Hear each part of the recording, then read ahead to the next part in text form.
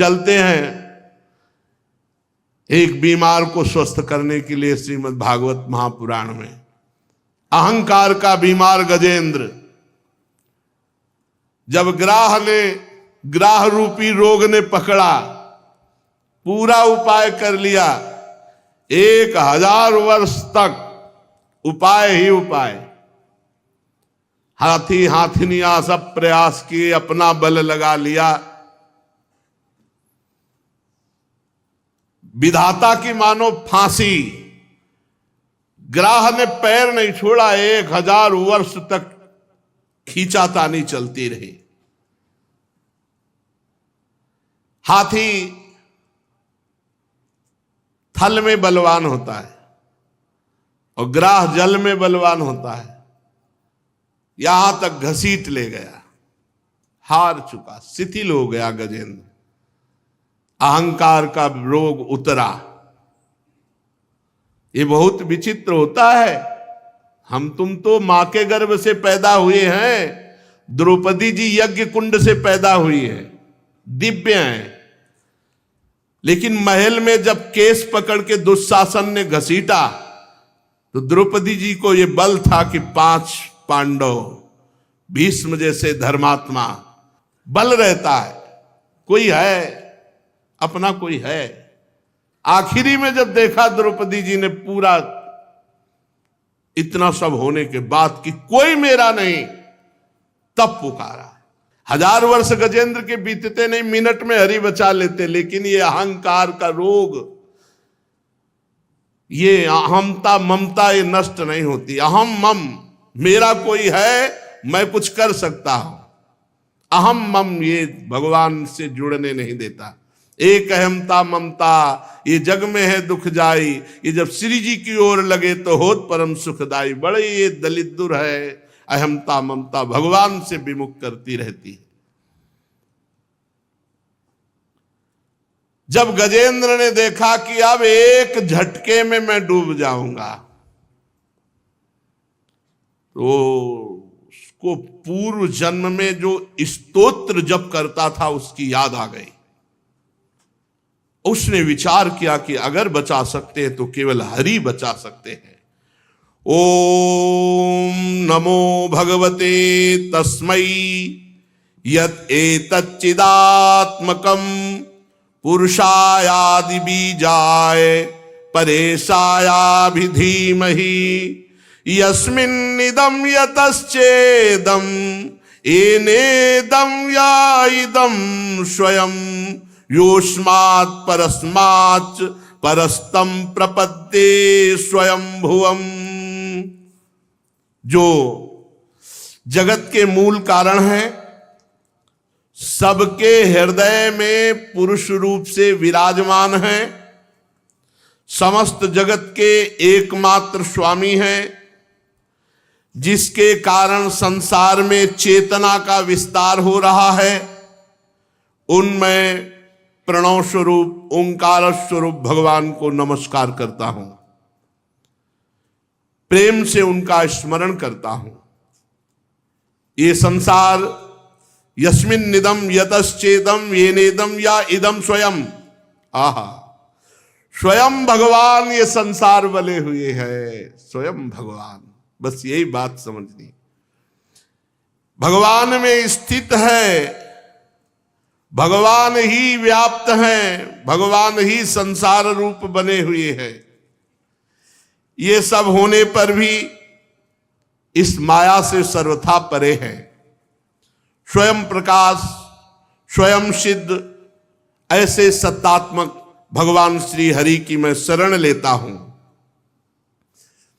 यह स्वात्मनीदम निज माययार्पितम क्वचिद विभातम क्वच तत्तिरोहितम अविद्ध दृक्साक्षु भयम तदीक्षते सा आत्ममूलो वतुमाम परात्परः।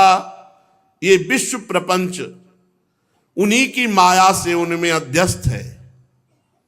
ये कभी प्रतीत होता है और प्रलय हो जाने पर ये कभी प्रतीत नहीं होता, परंतु वो एक रस रहते हैं। सृष्टि रहने पर भी और सृष्टि का प्रलय हो जाने पर भी वो इसके साक्षी हैं, वो दोनों को देखते रहते हैं, सबके मूल हैं और अपने भी मूल वही हैं, उनका कोई दूसरा मूल नहीं है। वे समस्त कार्य और कारणों से अतीत प्रभु मेरी रक्षा करें। प्रलय के समय लोकपाल और इन सब के कारण संपूर्ण रूप से नष्ट हो जाते हैं।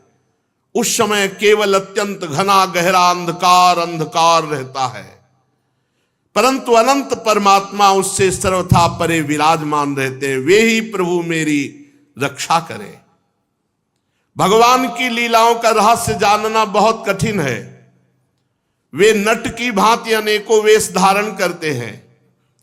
भगवान के स्वरूप को ना तो देवता जानते, ना ऋषि जानते, फिर दूसरा प्राणी कौन जान सकता है।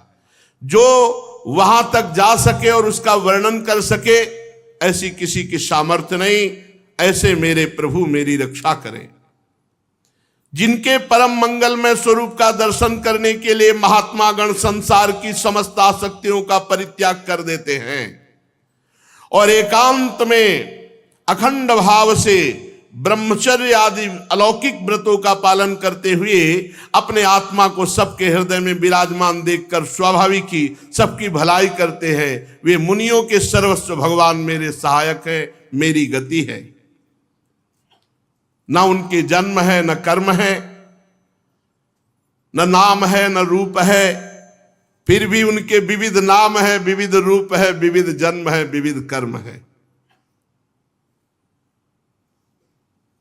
विश्व की सृष्टि और संहार करने के लिए समय समय पर वो अपनी माया को स्वीकार करते हैं। उन्हीं अनंत शक्तिमान सर्वेश्वर परब्रह्म परमात्मा को मैं नमस्कार करता हूं। वो अरूप हैं, उनके कोई रूप नहीं, और वो बहुरूप हैं, उनके बहुत से रूप हैं। वो अकर्म हैं, वो कोई कर्म नहीं करते और सर्व कर्म उन्हीं से होते हैं और उनके कर्म बड़े अत्यंत आश्चर्य में होते हैं। ऐसे सर्वाश्चर्य में भगवान की मैं शरण में हूं, मैं उनको नमस्कार करता हूं। स्वयं प्रकाश, सबके साक्षी परमात्मा को मैं नमस्कार करता हूं। मन वाणी चित्त से अत्यंत दूर उन भगवान को मैं नमस्कार करता हूं। विवेकी पुरुष कर्म संन्यास अथवा कर्म समर्पण के द्वारा अपने अंतःकरण को शुद्ध करके जिन्हें प्राप्त करते हैं, स्वयं तो नित्य मुक्त परमानंद ज्ञान स्वरूप हो जाते हैं, वो दूसरों को भी भगवत प्राप्ति करा देते हैं। ऐसे भगवान श्री हरि को मैं नमस्कार करता हूं। भगवान सतोगुण, रजोगुण, तमोगुण, इन तीन गुणों के धर्म को स्वीकार करके शांत, घोर और मूढ़ अवस्था भी धारण करते हैं और वो तीनों गुणों से परे भी रहते हैं। ऐसे भगवान को मैं नमस्कार करता हूं, बार बार नमस्कार करता हूं। हे प्रभु, आप सबके स्वामी हैं, समस्त क्षेत्रों के एकमात्र ज्ञाता, सर्व साक्षी हैं। हे सर्व साक्षी प्रभु, मैं नमस्कार करता हूं। आप स्वयं ही अपने कारण हैं, पुरुष और मूल प्रकृति रूप में भी आप ही हैं। आपको बारंबार नमस्कार है। आप समस्त इंद्रिय और उनके विषयों के दृष्टा हैं, समस्त प्रतीतियों के आधार हैं। अहंकार आदि छाया रूप असत वस्तुओं के द्वारा आपका ही अस्तित्व प्रकट होता है। प्रभु, समस्त वस्तुओं के रूप में आप भास रहे।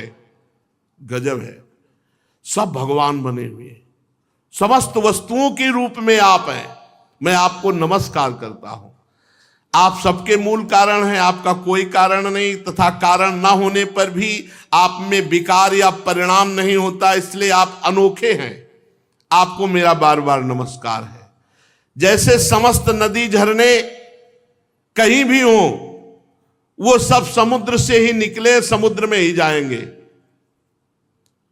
समुद्र से सूर्य रश्मियां जल खींचती हैं, वर्षा करती हैं, उसी से तालाब, झरने, झील, नदियां और सबका पानी फिर वहीं पहुंच जाता है। वैसे ही आप समस्त वेद शास्त्रों के परम तात्पर्य हैं।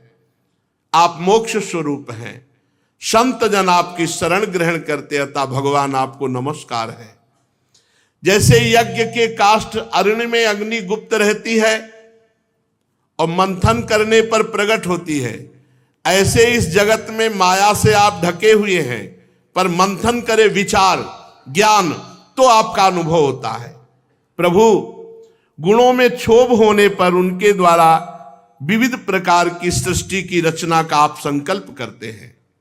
जो लोग सन्यासी हैं वो कर्म संन्यास करके, जो भक्त हैं वो कर्म समर्पण करके, आत्म तत्व का ज्ञान प्राप्त करके वो वेद शास्त्रों के ऊपर उठ जाते हैं। ऐसे आत्मा के स्वरूप में आप ही सबके विराजमान हैं। ऐसे श्री हरि को मैं नमस्कार करता हूं।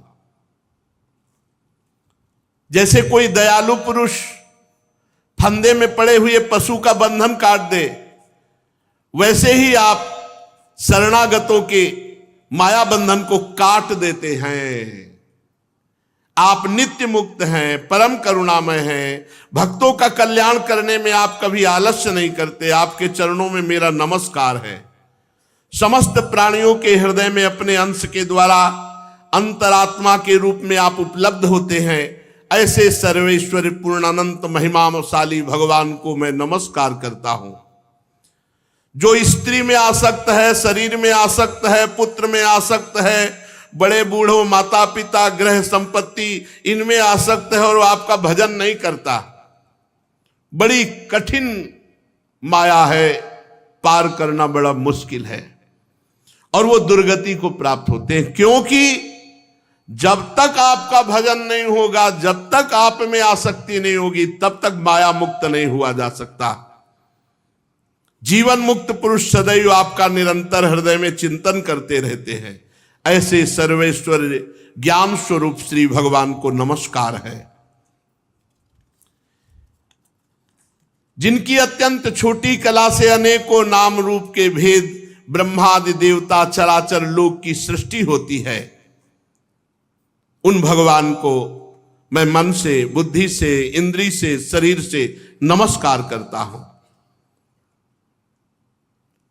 आपकी माया अहंकार प्रकट करती है, जिससे जीव अपने स्वरूप को भूल जाता है और देह भाव में आ जाता है। जीव अपने स्वरूप को ना जानने के कारण आप सर्वशक्तिमान महामाधुर्य में भगवान के सुख से वंचित रह जाता है। परीक्षित, गजेंद्र ने बड़ी ज्ञानमयी भगवान की स्तुति की। भिन्न भिन्न नाम रूपों में भगवान ही प्रकाशित है, पर गजेंद्र की स्तुति सुनकर के स्वयं भगवान दौड़ पड़े। विश्व के एकमात्र आधार भगवान गजेंद्र की तरफ दौड़े, देखा कि वो बहुत पीड़ित है। वेदमय गरुड़ पर सवार होकर चक्रधारी भगवान बड़ी शीघ्रता से दौड़ पड़े।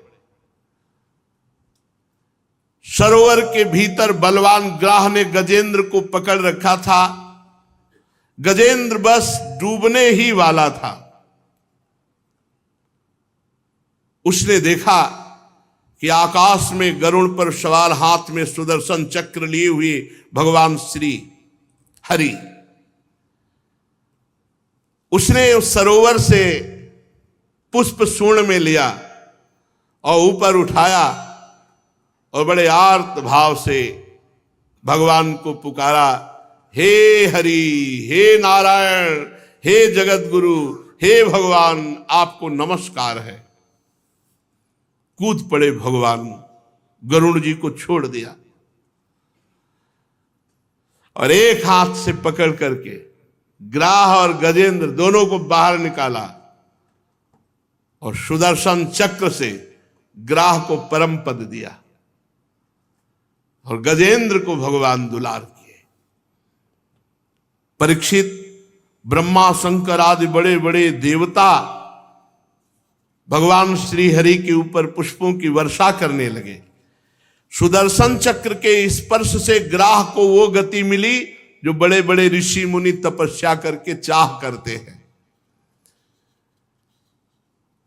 ग्राह तुरंत आश्चर्य में दिव्य शरीर धारण किया।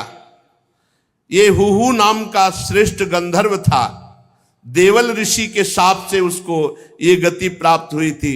भगवान के प्रिय पार्षद सुदर्शन चक्र के स्पर्श से वो शाप मुक्त हो गया। सर्वेश्वर भगवान के चरणों में प्रणाम किया, जो ग्राह शरीर छोड़ करके दिव्य तेजों में गंधर्व। इसके बाद भगवान के सुयश का यश गान करते हुए अविनाशी भगवान की कृपा से वो मनोहर रूप धारण करके अंतर्धान हो गया। भगवान की कृपा से, सुदर्शन जी के स्पर्श से सारे पाप ताप उसके नष्ट हो गए थे। अब गजेंद्र भी भगवान का स्पर्श प्राप्त किया था, उसका भी अज्ञान बंधन नष्ट हो गया और वो आत्मस्वरूप का बोध प्राप्त, बोधवान महापुरुष। और वो उसी समय हाथी के शरीर को छोड़कर पीतांबरधारी चतुर्भुज श्याम शरीर भगवत पार्षद रूप गजेंद्र भी। ये गजेंद्र को भगवान की स्मृति कैसे आ गई? पशु स्वरूप में तो आना ही नहीं चाहिए। तो कह रहे हैं ये पूर्व जन्म में द्रविड़ देश का पांड्यवंशी राजा था, उसका नाम इंद्रद्युम्न था। वो भगवान का श्रेष्ठ उपासक, अत्यंत यशस्वी राजा था। अब जब भगवान में मन लगता है तो संसार के प्रति अरुचि होने लगती। तो राजपाट छोड़कर मलय पर्वत पर जाकर जटाएं बढ़ा ली और तपस्वी का वेश धारण करके मौन लेकर भगवान की आराधना करने लगा। लेकिन ये निषेध है। गृहस्थ धर्म में अपने आप जटा रखाना, अपने आप वेश धारण कर लेना, यह निषिद्ध है। किसी गुरु, किसी महापुरुष, किसी आचार्य का अनुसरण करो, उनकी शरण में जाओ, उनकी आज्ञा के अनुसार ऐसा करो। मनमानी करना अपराध है। उसी समय अगस्त ऋषि अपनी शिष्य मंडली के साथ मलय पर्वत पर पहुंचे। राजा से पूछा किसकी आज्ञा से जटा बढ़ा ली? अब वो ऐसे तपस्वी अपने को समझ लिए कि ना खड़े हुए, ना प्रणाम, ना कोई। यही उद्दंडता हुई। दो प्रकार की उद्दंडता। माना तुम्हारा मन गृहस्थ में नहीं लग रहा था तो किसी विरक्त महापुरुष के पास जाते, उनकी आज्ञा के अनुसार परिवर्तन करते।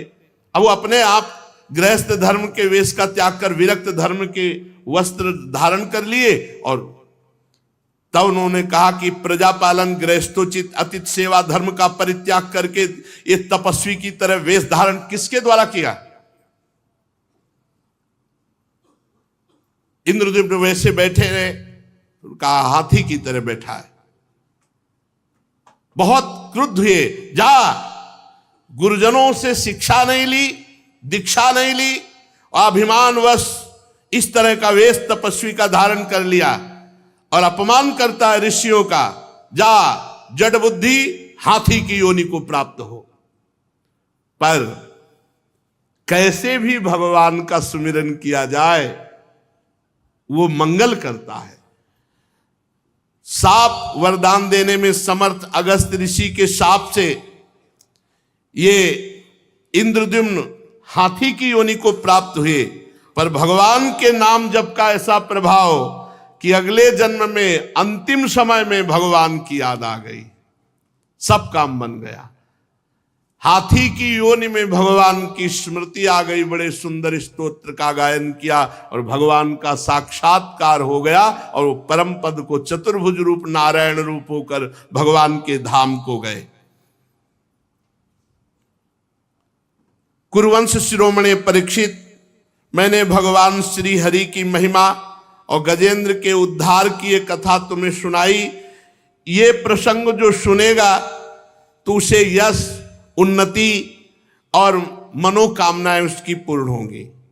अगर कोई प्रातःकाल पवित्र होकर इसका रोज पाठ करेगा तो उसके समस्त संकट निवृत्त हो जाएंगे।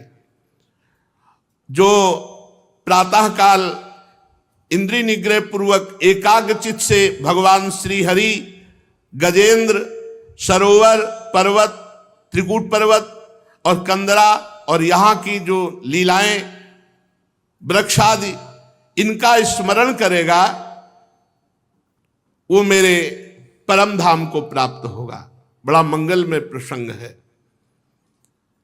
प्रातः काल की बेला पर भगवान शंकर का स्मरण, क्षीर सागर, श्वेत दूप, श्रीवत्स, कौस्तुभमणि, बनमाला, कौमुदकी गदा, सुदर्शन चक्र, पांचजन्य, शंख, पक्षीराज गरुण, भगवान शेष जी, लक्ष्मी देवी, ब्रह्मा जी, देवर्षि नारद, भक्तराज प्रहलाद, मत्स्य, कच्छप, वाराह अवतार, सूर्य, चंद्रमा, अग्नि, ओंकार, सत्य, मूल, प्रकृति, गौ, ब्राह्मण, अविनाशी, सनातन धर्म, सोम, कश्यप, धर्म की पत्नी, दक्ष कन्याएं, गंगा जी, सरस्वती, यमुना जी, अलकनंदा, एरावत हाथी, भक्ति शिरोमणि, ध्रुव, 7 ब्रह्म ऋषि और नल, युधिष्ठिर, जनक आदि महापुरुषों का जो स्मरण करता है वो समस्त पापों और संकटों से मुक्त होकर अंत में मेरे स्वरूप को प्राप्त होता है।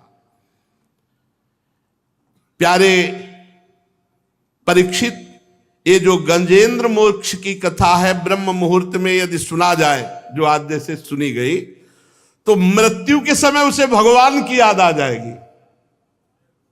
मृत्यु के समय उसे भगवान की याद आ जाएगी। यदि ब्रह्म मुहूर्त 4 बजे से लगता है, अपनी 4:15 4:20 से शुरू हो जाती है। ब्रह्म मुहूर्त में जो कथा सुनेगा तो कह रहे उसे अंतिम समय, मृत्यु के समय भगवान की याद आ जाएगी। वृंदावन में कह रहे महाराज याद आ जानी चाहिए। यो माम स्तुवन्त्यनेनांग प्रतिबुद्ध निशात्य तेषाम प्राणात्यहे चाहम ददामि विमलाम मतिम। विमलमति हरि स्मृति भगवत स्मृति। ये अपने लोगों के कल्याण हो गया है, मस्त रहो, भगवत स्मृति में मस्त रहो। परीक्षित, भगवान श्री कृष्ण के इन वचनों पर विश्वास रखना चाहिए। भगवान ने 5 जन शंख बजाया और गरुड़ पर सवार हुए और ऐसा कहकर अंतर ध्यान हो गए। शेष चर्चा आगे। श्री राधा वल्लभ लाल की जय।